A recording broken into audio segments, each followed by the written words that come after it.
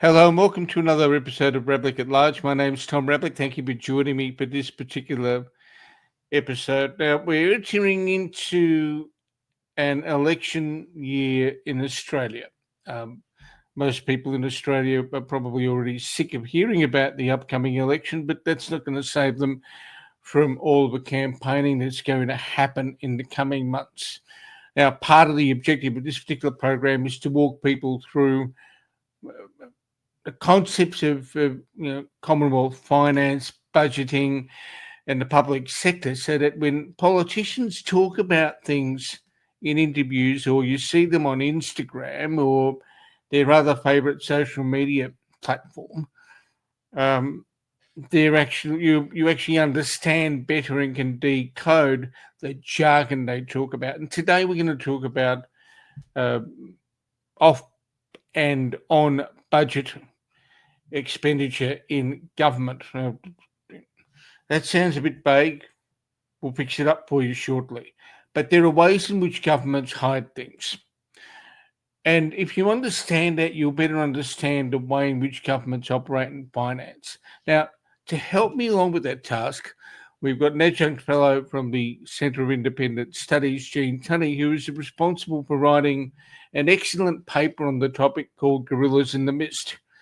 That paper, which is freely available on the CIS website, covers the area of where government hides things, how they make financial decisions, and how they move money around. So Gene will help you and I understand better what goes on in government, so that when politicians start talking, which they do all the time, and they'll do a lot more as we get to the election, you'll be able to understand things a lot better. Gene, thank you for joining me for this episode. It's a pleasure, Tom. Good to be on your show. Now, when we're talking about budgets, I guess fundamentally, if we could start at the very basics, we have a thing called the Commonwealth budget. It's generally delivered in May. Sometimes it ends up in being delivered in March when someone wants to call an election in May. At a very fundamental level, what is the Commonwealth budget?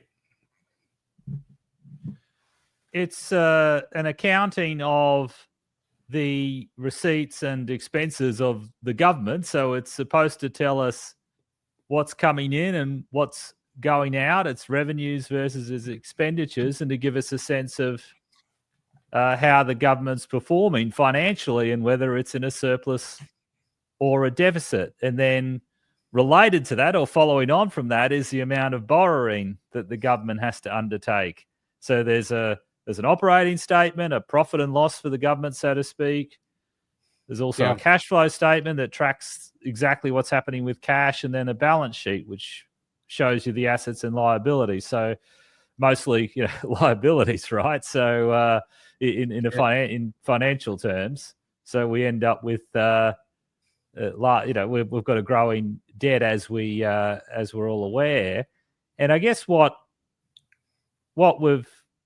becoming clear now is that the traditional budget, or the traditional measure of the deficit, the underlying cash balance, is becoming less relevant to the additional debt we have each year. It's understating the amount of additional debt because there's all this other activity going on, this off-budget spending, so to speak, which means that the total amount, the total additional debt, the total borrowing each year is well in excess of the underlying cash deficit. So that's broadly what's happening. So we've got the budget that comes out in May that basically sets out the government's planned expenditure. Yes. Then later on in the year, you've got the actual financial statements that state, well, this is how well the government performed against the budget that it put forward. Now, what you said earlier about where debt sits is interesting, because in the corporate world, at a point in time in our history, we had a lot of problems with people dealing with off-balance sheet entities. and putting money around the place in entities and doing sale and leasebacks and all that sort of stuff to manage the aesthetic of how an entity looked in terms of performance. Is it inappropriate for me to conclude that governments are capable of doing the same thing? Well, yes. I mean, governments were doing the sale and leasebacks, weren't they? Oh, I mean, they're one of the entities that was doing it. I mean, that was something that was popular with the Commonwealth and has been popular with state governments. So, yes, I mean, I guess that's an example of how you can be clever with the way transactions are undertaken and try and get a better budget result or apparent result in the budget. So that's the sort of thing that we have in mind, various sort of, games that are being played, you could say creative accounting in some instances. So yes, I think that's a valid point. Now, in order to explain this better, we may need to just do take a helicopter ride over what the total public sector is and what the sectors are that people deal with. So why don't we look at the graphic that you usefully provide in the document itself and take people through what it is? So we've got the total public sector up top there, which if we talk in private sector terms, it's basically the consolidated public sector entity. It's everything in the public sector, right? Yeah, so the way I'd think about it is that there's the core part of the government which comes to mind, which is the government departments, health, education, social security, treasury, etc., which they're the core part of the government. That's what we think of public servants reporting to ministers, delivering traditional public services, nurses, teachers. That's called the general government sector. But then we also know that the government owns various businesses, such as Australia Post or NBN Co. It also owns, there are also financial businesses that it owns or are within the government sector. So the RBA, for example, is one of those, or various other financing entities, financial businesses. So things like the National Australia Infrastructure Facility, there's Clean Energy Finance Corporation. So there are all sorts of various bodies out there. So there's a huge amount of debate and discussion, and there's a lot of technical details that goes into the exact classification of any of these non-sort of core government entities, and there can be debates about them. But broadly, what you have is a general government sector and a government-owned corporation sector, which is divided into financial, so Reserve Bank, or at the state level, the Queensland Treasury corporations, and then there's the non-financial corporation sector, which are the GOCs that we probably think of first, such as we might at a state level would think about any energy utilities or water businesses. At the Commonwealth level, Australia Post, NBN Co. So they're delivering goods and services. They're selling them to the public or to businesses, business to business. The idea is that they're supposed to operate on a commercial basis, and so they're being funded out of their revenue rather than taxation. Okay, so now we have a reasonably good kind of an idea of where things sit. The graphic is useful. As I said, if people want to look at that, they should just look up your paper on the CIS website. That graphic is on the website and in the publication. Now, what are some of the tricky things that the government is able to do to try and manage the cosmetics of budget performance? How does it make itself look better? Well, I mean, some of these things are more deliberate than others. So there are some legitimate things that it can do. But generally, we're talking about activities such as loans, concessional loans. There's a lot of assistance that's provided by favourable loans, and that could be for renewable energy purposes through, say, Clean Energy Finance Corporation, Northern Australia Infrastructure Facility.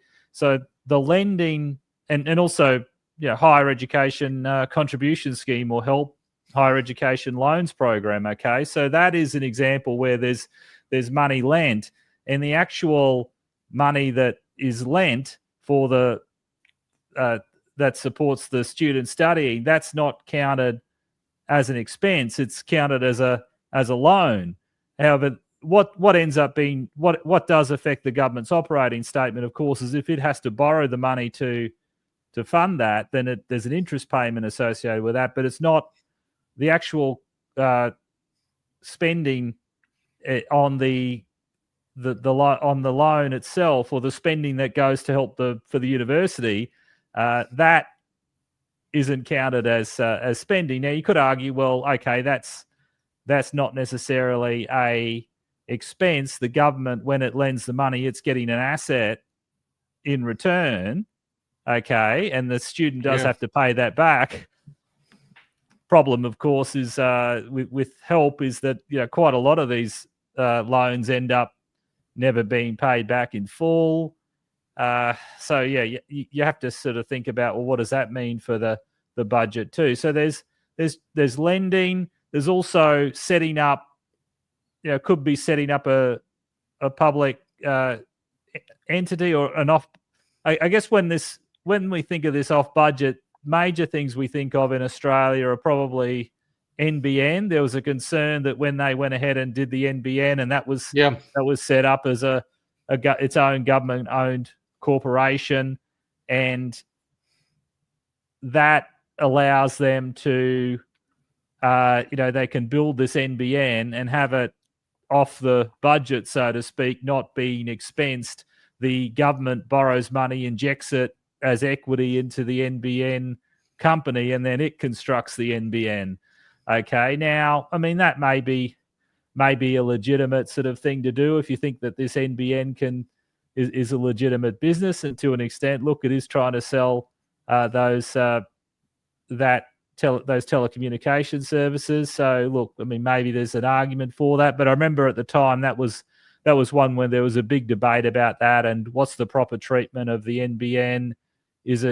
Should it be classified as a public non-financial corporation statement? Because if it wasn't, that would have really caused the government a lot of trouble. So that's an example at the federal level. I think delivering policy via non-traditional or non-departmental vehicles, so not through the core public service, but through other bodies such as Clean Energy Finance Corporation, Northern Australia Infrastructure Facility, having the money, or now this we've got that National Reconstruction Fund, if I remember, whatever they're calling it, to deliver their future made in Australia. So they're going to set up a facility that is going to provide subsidised finance for various manufacturing entities, etc. So it's a way of delivering policy. It's a way of achieving their policy aims in a way that they perceive gives them a better budget outcome. It lowers the underlying cash deficit. However, as Chris Richardson and Saul Eslake and as I have pointed out, that you do see it's revealed in a line in the budget. It's not as if they're hiding it. You can find it. There arguably could be more transparency about exactly what's going on, but you can see how much money's involved, and it's over 80 billion over the next 4 years. It's at Commonwealth level. It's in this line item called net cash flows for investments in financial assets for policy purposes. Okay, now you might think, well, that's all rather obscure, but it's the sort of thing we're talking about. It's lending money, it's equity injections to Snowy Hydro or to NBN Co, loans to those corporations so they can then effectively advance policy objectives.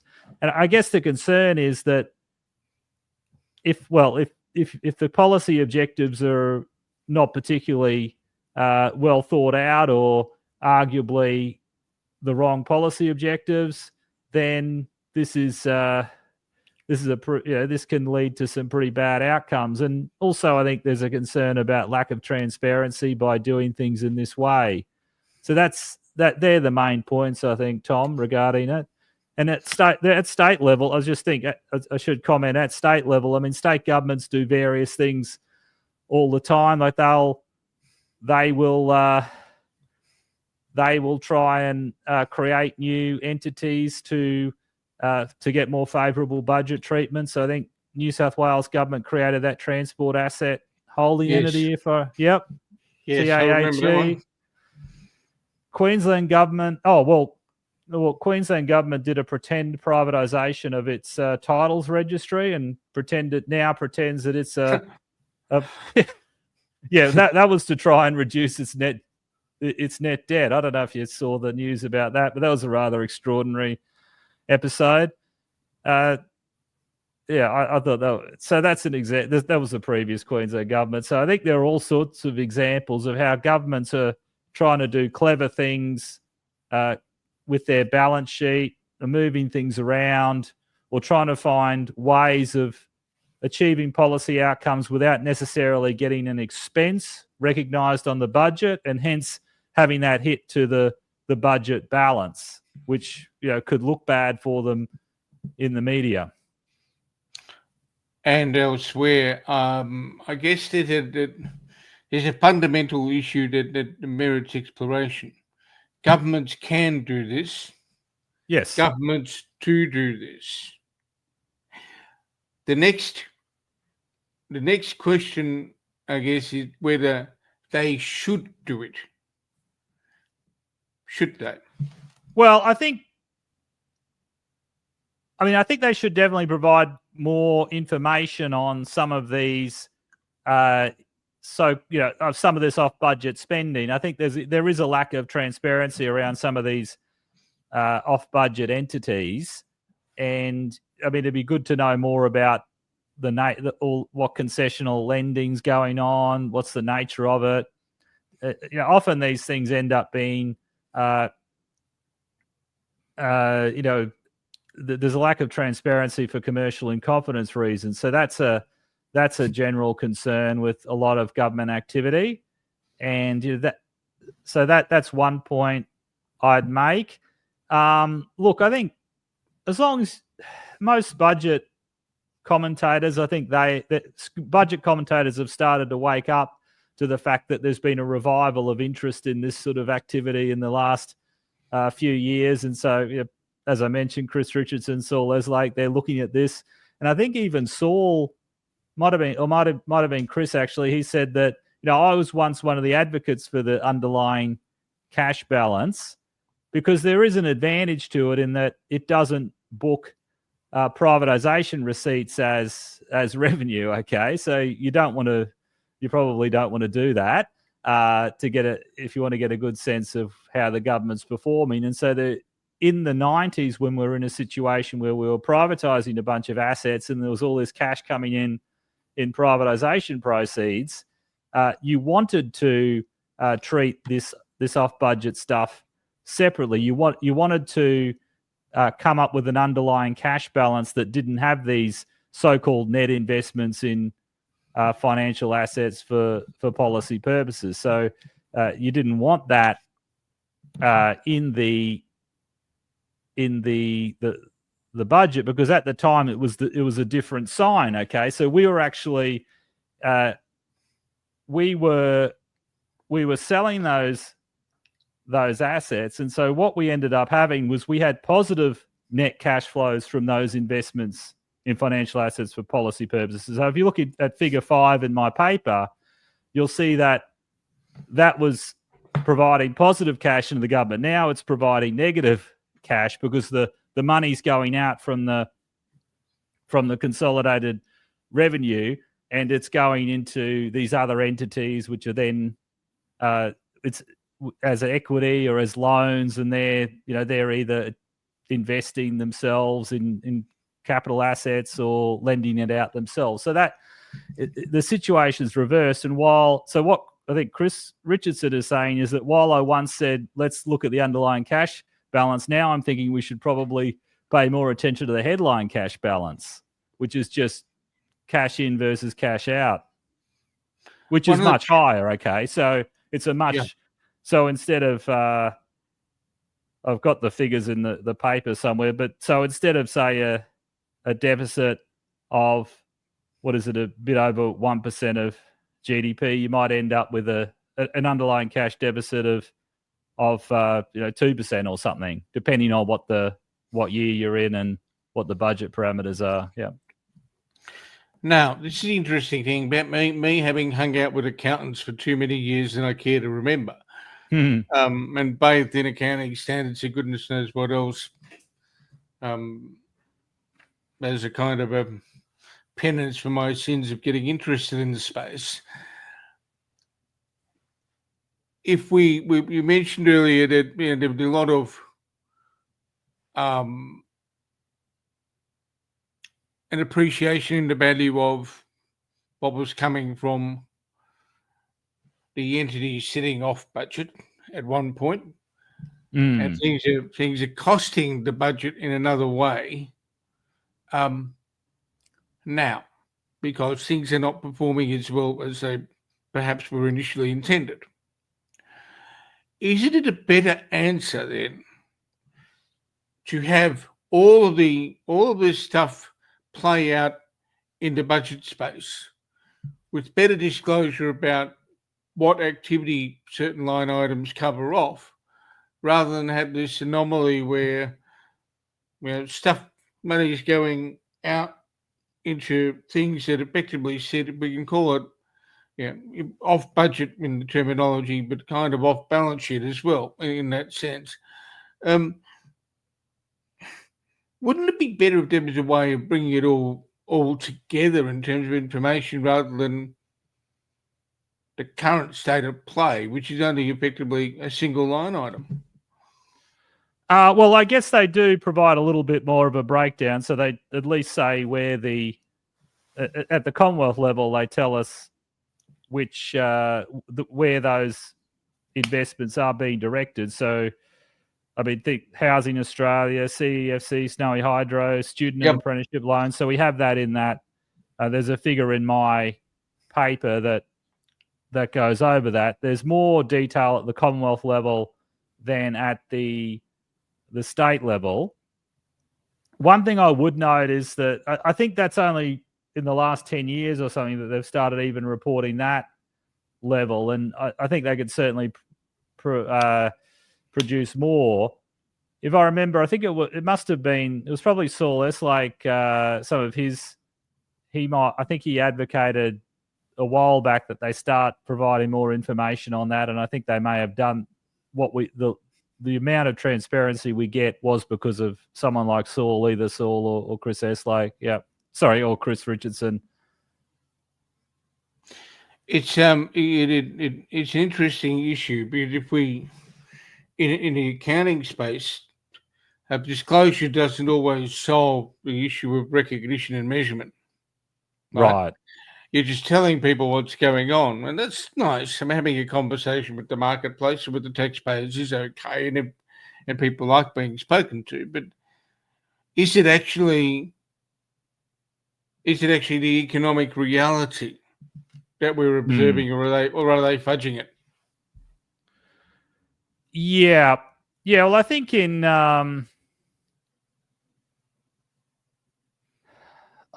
don't know if they're fudging it. I think they're being creative with the way they're doing things, and maybe fudging's a word you could use, because in some circumstances, I mean, it would make sense for government to lend money. I think, to students. I think income contingent loans for higher education make some sense. So, I mean, you have to recognize that. I guess the big concern I have is that governments see this as a way that they can get a favourable budget treatment, and they do things, so they set up these bodies that can then go and provide concessional finance or or bodies that will go and or government-owned corporations that will go and build infrastructure that arguably maybe it should be classified as general government. They do this because it is good for the budgetary treatment, and so that might prompt them to do more of these things that, in some cases, are dubious, or there's dubious policy grounds to do. That's a major concern I have with what they're doing. One of the interesting things that has been spoken about as well over the past week that has caught my eye, and it's not so much an obscure space of budgeting, it seems to be an issue where the government's forgotten to include some stuff, is the issue of public service headcount. Now, the opposition is clearly making hay while the sun shines with this one, because it seems to be rather ironic that the Workers' Party has forgotten to include the workers in the public sector in their total budget numbers. Have you got any reflections on what you've been observing in the debate over the past week concerning that? Just that it does look like a bit of a stuff up. I mean, I'm not sure how they came up with those estimates. I mean, I think the best... So you're talking about the fact that employee expenses for the Commonwealth, they've been on this upward trajectory, and then suddenly in the last 2 years of the budget estimates, of the forward estimates, so financial year 2027 and financial year 2028, they essentially plateau. And then people are going, well, hang on, well, we know there's an enterprise bargaining agreement whereby wages and salaries are going up by, was it 2 to 3%? I can't remember the exact figure. And so does this imply that you're going to be shrinking your headcount by an offsetting amount, right? So, and they didn't really have a good answer for that question. They just said that, they're built up by estimates from the department. So, look, I've got no idea what... It looks like they've made a mistake. I mean, we do have an aging workforce, and the Commonwealth would have plenty of people near retirement age. So it may be assumptions around how many people are retiring, and then there's some heroic assumption made that they won't then fill those positions. I don't know, but it looks like they don't have a good answer for that. It looks like something they're exposed on, and something which leaves a bit of a, it's billions of dollars in the budget. I think there was a figure in the AFR, wasn't there, where they tried to quantify what it means. But yeah, it's a bit of a stuff up, that one. Something Treasury should have picked up, I'd say. But look, there's a lot of work to do at budget time. So, mate, someone just let it slip, unfortunately. It's an interesting discussion because even if you do that, and this is where in the government space, it's interesting. The budget is really the estimate of intended expenditure, right? Over Correct, yeah. a period of time. So when your Commonwealth financial statements come out that say how much you actually spent and brought in and spent, you're going to be looking at a variance that looks pretty ugly on those numbers if they're still there. Yeah, exactly. And so you still get the transparency about what has been spent, but the forecast of what they're spending appears to be wildly inaccurate if you listen to some commentators. I think that's clearly the case. I mean, I guess not that I'm defending them, but I guess there's a lot of attention paid to the current budget year or the next financial year, because that's the one that will be, when the reporting on the budget occurs, there's usually either a story about, okay, we've delivered a surplus, we're delivering a surplus for this financial year or next financial year. Yep. And everyone sort of knows that the estimates in the out years beyond that are less reliable. And generally what happens is that they improve. They generally improve because you have programs that sunset or end after, they've been approved for 3 or 4 years, and then they end, and then they're not in the spending anymore. So you sort of naturally get an improvement in the budget over the forward estimate. So someone in Treasury probably looked at that, and then they may have just looked at the aggregate figure, not paid enough attention to the specific line items in the out years, and thought, okay, that pattern sort of looks okay, so we're not going to really look more closely at it. But yeah, it strikes me as a bit of a stuff up there. Yeah. Now, I mentioned when I started this particular episode and in introducing you that we're entering into an election period. Yeah. And normally during the electoral cycle, what we have is, the budget tends to be delivered by of course, the Treasurer there's an opposition leader's response, and the Shadow Treasurer will get up at the National Press Club and have a bit of a say. There is a document called the Pre-Election Fiscal Outlook, PFO. Yes. For those people watching, what is the difference in nature between PFO and the other documents that are issued in the normal course of events? Okay, so the PFO is prepared exclusively by the Treasury and the Finance Department, and it's signed off by the Treasury Secretary and the Secretary of the Finance Department. Now, I mean, the Treasury and Finance basically produce the whole budget anyway, but the budget is technically the Treasurer's document. It's handed down by the Treasurer, and in theory, the Treasurer could instruct the Treasury regarding particular assumptions in the budget. Yeah. To say, oh, look, actually, I want you to have a better forecast of GDP. I don't think they do that generally, because generally they do go with what Treasury is advising, at least in my time. So there usually wouldn't be a material difference between the budget or the mid-year update and the PFO, except for the fact that more months have gone by, right? I think it's rare that, but I mean, theoretically, you could have the situation whereby if the Treasurer or the Treasurer's office instructed the Treasury to treat a particular spending item or just not put something in the budget. I mean, I'm struggling to think of an example that would actually be legal and would make sense. But yeah, technically there could be a difference between the outlook in the budget and the PFO. The PFO signed off by the Treasury Secretary and the Finance Secretary versus the budget, which is signed off and handed down by the Treasurer.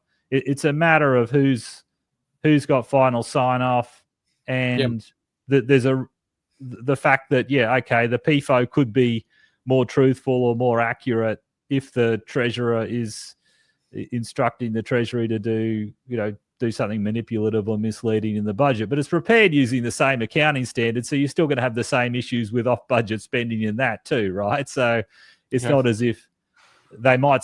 I don't think they'd suddenly change their treatment of particular major spending items or off-budget spending items. I think there may be a difference in the way the budget narrative or the PFO narrative is set up for purposes of clarity, given who signs it off, in terms of language more than anything else, I would have thought. Yeah, to an extent. I mean, I think one thing Treasury and Finance have been good to do, have been sort of really insistent on, at least when I was there. And I mean, this is 15 years ago now, so who knows? I mean, things may have changed a bit, but you try not to put anything too partisan in the budget documents. I mean, you'll talk about, there's a lot of stuff about the evolution of the economy that Treasury and Finance are going to say the same thing, regardless of whether it's a budget statement or or a PFO, and the treasurer will sign it off anyway. I mean, because it's not really a lot of it. Yeah. You know, I mean, because generally Treasury is not going to say, "Oh, the economy's crap, the economy's terrible," unless it's obvious that it is, right? Unless we're going into a recession. So that's what I would say. Look, I don't know if there'd be. I mean, maybe I haven't looked at a PFO in a while, but maybe there is less of the selling of government programs. I mean, I guess the budgets do have a discussion at the beginning about what the overall budget strategy is, but if it's a PFO, then that's sort of not real. There's not much point putting a lot of that in, is there? Because you don't know what the next government's going to be in some election, so it may be a bit redundant. The key point of the PFO is just to present an update of the budget. Where is it at the current time? And usually you're probably not going to.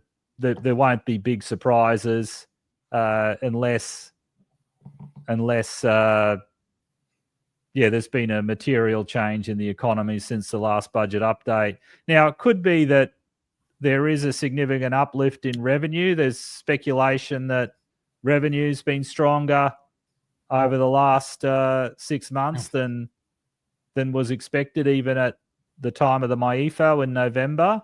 So if you look at the Finance published monthly reports on how the underlying cash balance is evolving, and it looks like there could be some stronger revenues.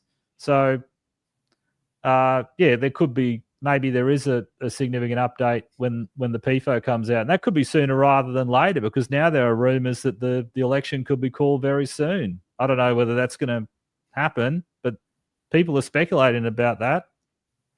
The speculation at one point was April the 12th. I interviewed somebody yesterday who had got tickets with their family for the gather round in Adelaide. And they're hoping like hell that it's not held in the gather round. Otherwise, they might be held to pay, at least in that household. Well, that wouldn't be a good look for the government, would it?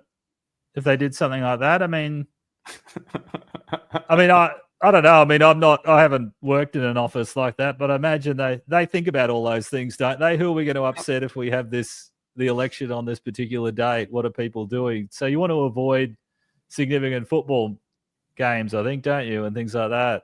Well, perhaps, but we'll see how it unfolds. Gene, you've been extremely generous with your time, and we've touched on a range of issues over the past almost 40 minutes. Where can people learn more about your work? Well, I've got a business website, adepteconomics.com.au, so they can hop on that business website. I mean, there's a small bio of me on the CIS website, cis.org.au. There are various publications I've produced. So there's the off-budget spending one, Gorillas in the Mist. I did something on degrowth the other back in 2023. IR, so various policy issues, and I've got a podcast, Economics Explored, where I talk about economics topics with a variety of guests from around the world. So I recommend people check that out if they're interested in these issues.